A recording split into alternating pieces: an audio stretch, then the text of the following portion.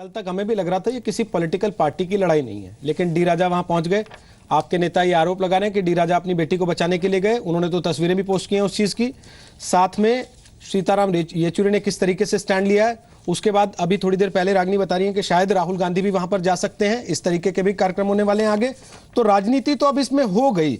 राहिला Parveen, as a student leader, क्या आपको लगता है कि छात्रों को इस तरह की चीजों में आना चाहिए? हमने उमर से पहले दिन यह सवाल पूछा था कि आप छात्रों का कार्यक्रम कर रहे हैं, छात्रों का एक मंच है, उस पर छात्रों की समस्याएं उठाइए, छात्रों की बातें कीजिए, देश को दिशा देना चाहते हैं, कोई सवाल पूछना चाहते हैं वो कीजिए, लेकिन देश के खिलाफ नारे क्यों लगा रहे हैं?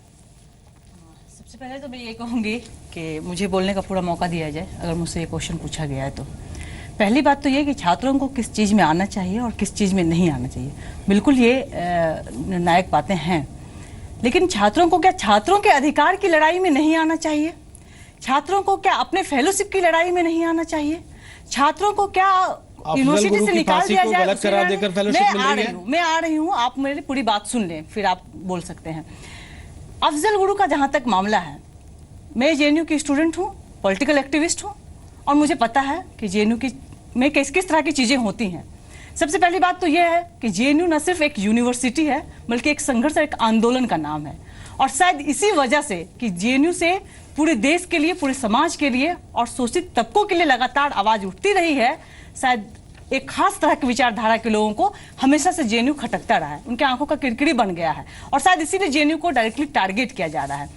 जेएनयू में जब ये प्रोग्राम होता है, जो लोग भी करते हैं, पहले तो जेएनयू एडमिनिस्ट्रेशन से परमिशन लिया जाता है। ये इस प्रोग्राम का परमिशन क्यों दिया गया, ये जेएनयू प्रशासन से पूछना चाहिए। दूसरी बात ये कि इस प्रोग्राम का प्रोग्राम के होने के 2 दिन पहले से पूरे कैंपस में पोस्टर लगा रहता है, कैंपस के मेस में पर्चा आता है, लेकिन तब तक पता नहीं विरोध की आवाज कहाँ दबी रहती है, विरोध नहीं होता है। अचानक से प्रोग्राम के बाद विरोध होता है, अच्छी बात है। लोकतंत्र में विरोध की जगह होती है और होनी चाहिए, मैं एकदम साफ तौर पर इस बात को मानती हूँ। लेकिन लोकतंत्र में विरोध की सीमाएं भी होनी चाहिए। विरोध किस तरह के हो और किस बात पे हो, ये भी साबित है और इस पे ध्यान रखना चाहिए। तो आप जरा मुझे ये बताएं कि ये प्रोग्राम होने से पहले विरोध क्यों नहीं हुआ, इस प्रोग्राम का परमिशन क्यों दिया गया, और जब परमिशन दिया गया तो प्रशासन से ये सवाल क्यों नहीं पूछा जा रहा है?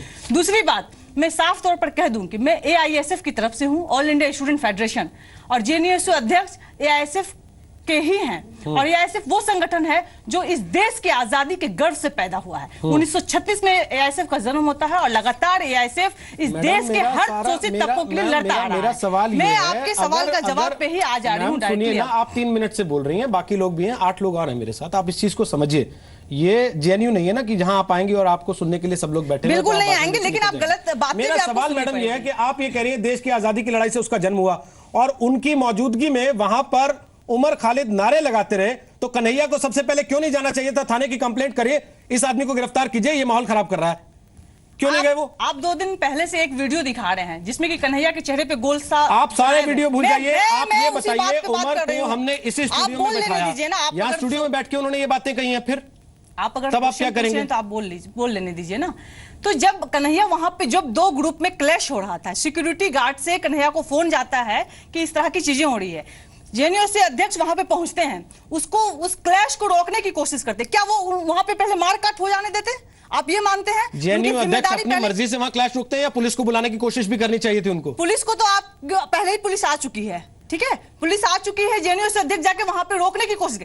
मेरा सवाल बस इतना है, मैं साफ तौर पर आपको कन्हैया दिख रहे हैं आपको सामने, इनको पहचानती है या ये भी कोई एबीवीपी के आदमी है? ये आप देखिए, मैं आवाज सुन लीजिए उनकी, आवाज सुनवा दूं आपको, आवाज सुनवा दूं दोबारा से? मैंने सुना हुआ, दोबारा से सुनवाऊं? उमर खालिद को आप पहचानती हैं बहुत अच्छे से, उनकी भी आवाजें सुनवाऊं दोबारा से? मुझे उसकी सुनने की सब लोगों को याद हो चुका है वो क्या क्या नारे लगा रहे हैं और आप उनको डिफेंड कर रही हैं बजाय ये कहने के कि इन लोगों ने गलत किया है। इंटरप्रेट मत कीजिए, मैं किसी को डिफेंड नहीं कर रही हूं, मैं उमर खालिद को डिफेंड करने यहाँ पे नहीं आई, मेरा उसके साथ क्या संबंध है जो मैं इसको डिफेंड करूंगी। लेकिन जेएनयू से अध्यक्ष पे जब सवाल उठा, आज उस कैंपस से वो छात्र अरेस्ट नहीं हुए हैं जिन्होंने शायद पाकिस्तान जिंदाबाद का नारा लगाया है, जिन्होंने शायद भारत की बर्बादी तक का नारा लगाया है। पुलिसिया कार्रवाई होती है तो उसके खिलाफ नारे लगाने आते हैं, लेकिन ये लड़के लड़कियां जब वहां पाकिस्तान जिंदाबाद के नारे लगा रहे थे उसके खिलाफ आवाज उठाने कोई भी नहीं आता। क्यों नहीं माने कि आपकी मौन सहमति थी उसमें? आप कैसे मान लेंगे कि मतलब आपने कह दिया कि हमारी मौन सहमति थी और हम मान लें? ये कैसे हो सकता है? मौन सहमति तो सरकार की भी है कि जेएनयू प्रशासन को बगैर हस्तक्षेप किए बगैर, जेएनयू प्रशासन के हस्तक्षेप का इंतजार किए बगैर, उनके रिजल्ट आए बगैर डायरेक्ट गृह मंत्रालय इंटरवीन करते हैं। पर देश तोड़ने के नारे लगवाते रहे और सरकार पुलिस बैठ के आंख बंद करके इंतजार करती रहे कि जेएनयू प्रशासन वो सीआईडी की तरह सब कुछ सॉल्व कर लेगा वहां बैठ के। सबसे पहली बात कि आप इस पत्रकार हैं, इस न्यूज चैनल के एंकर हैं, मैं उम्मीद करूंगी कि आप एज एंकर मुझसे बात करें। मैडम, मैं इस देश का एक नागरिक भी हूं और मुझे गुस्सा आता है जब इस तरह के नारे लगते हैं। मैं भी इस देश के मुझे नहीं पता आपको क्यों बुरा नहीं लगता और क्यों आपने वहां खड़े होकर नहीं रोका। अगर वहां पर थी तो कैसे कर लिया कि मुझे बुरा नहीं लगता? क्यों नहीं रोका? फिर आप कैसे ये डिसाइड कर लिया? हम रोक रहे हैं, हम रोक ही रहे थे। हम बोलिए सौरभ, कौन रोक रहा था, कौन नहीं रोक रहा था?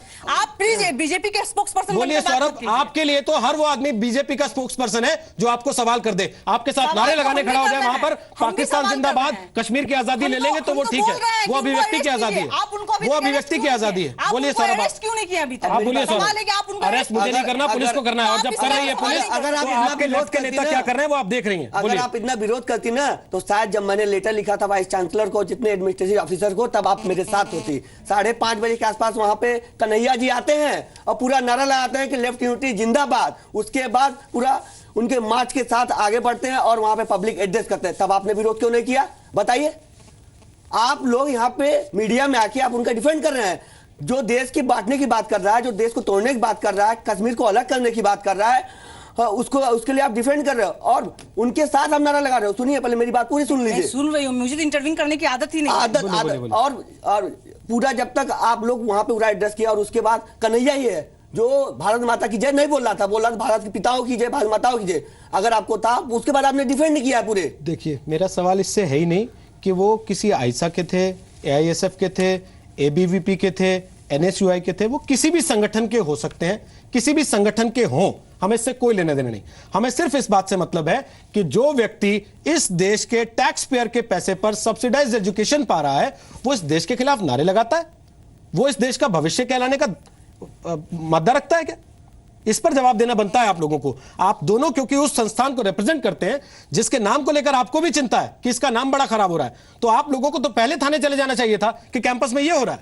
और जो बोल रहे हैं कि पुलिस आपने बुलाया, पुलिस तो हमने बुलाया, पुलिस सिक्योरिटी ऑफिसर को हम लोग लिया और वहां पे आके आप लोग पूरे साथ मार्च करते हो, आगे बढ़ते हो। जिस तरीके से वहां पे देश को तोड़ने हो, तो उस दिन तो मेरा मतलब पूरा पहली बार मेरे सीने में इतना दर्द हुआ कहने के लिए नहीं। मेरे किन्हीं के एक्टिविस्ट ने, लड़कियों ने मेरा गला पकड़ के मेरे इधर उधर करना, कॉलर पकड़ के मुझे मारा, गाली दी, मेरे साथ क्या क्या किया जब इन्हें रोकने की कोशिश की। और उसके साथ ये लोग क्या बोलते हैं, और आ जाओ मोदी के पिल्लों, चलो तुम्हें आगे हम दिखाते हैं। ऐसे ऐसे हम लोग को वहां पे मेरा एक सवाल है, आप बताइए क्या है?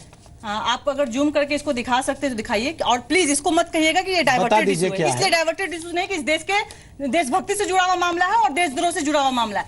ये इस पिक्चर में इस देश के राष्ट्रपिता के हत्यारे की पूजा करते हुए कुछ देशभक्त हैं। आप बताइएगा कि इन पे मुकदमा जिस रोज यहाँ पर ये चर्चा हो रही थी, आप करवाती ना शिकायत, थाने में दर्ज कराती, लोग पकड़े जाते हैं। आप लोग, हमने कोई शिकायत नहीं की है। आप लोगों ने तो हमेशा साथ दिया है। इस देश को तोड़ने में आप लोग कोई पहली घटना नहीं है जेल में। फिर इसी पे रहिए, कई सारी घटनाएं होती रही है।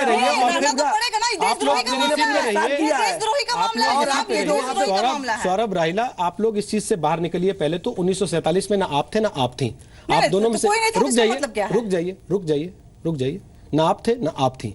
आज के दौर में आप हैं, अपने भविष्य की चिंता कीजिए, इतिहास को छोड़कर। इतिहास में जो होना था वो हो चुका है। अगर आप लोग अपना भविष्य बेहतर करना चाहते हैं तो उस पर ध्यान दीजिए।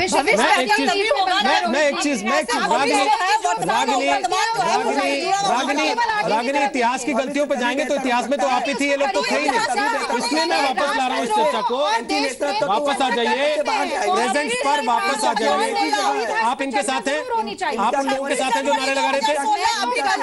राहुल गांधी उनके समर्थन में जा रहे हैं जेएनयू, राहुल गांधी उनके समर्थन में जा रहे हैं जेएनयू, राहुल गांधी जेएनयू के समर्थन में जा रहे हैं, गिरफ्तारी के विरोध में जा रहे हैं। तो गलती के विरोध में राहुल गांधी क्यों नहीं गए? अभी गिरफ्तारी के विरोध में क्यों जा रहे हैं? अगर आप लोकतंत्र को बुलडोज करके, रागिनी नायक, राहुल गांधी को जाना था तो गलती का विरोध करने जाना था, वो गिरफ्तारी का विरोध करने क्यों जा रहे हैं? टीडीपी के लोग आपको देशद्रोही मेरा सवाल ये है, नाथूराम गोडसे की पूजा करने वाले, मेरा सवाल ये है रागिनी नायक,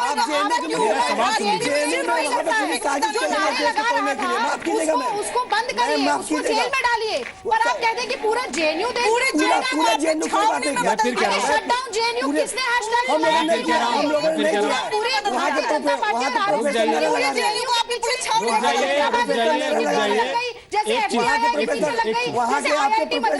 रागिनी, हमारी पॉलिसी बड़ी क्लियर है।